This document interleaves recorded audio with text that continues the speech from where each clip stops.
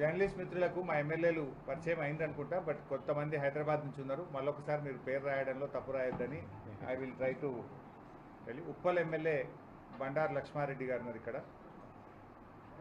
ముషీరాబాద్ శాసనసభ్యులు ముఠా గోపాల్ గారు ఉన్నారు. సీనియర్ శాసనసభ్యులు కుత్బుల్లాపూర్ వివేక్ గౌడ్ గారు ఉన్నారు. మన అంబర్పేట శాసనసభ్యులు కాలేరు వెంకటేష్ గారు ఉన్నారు.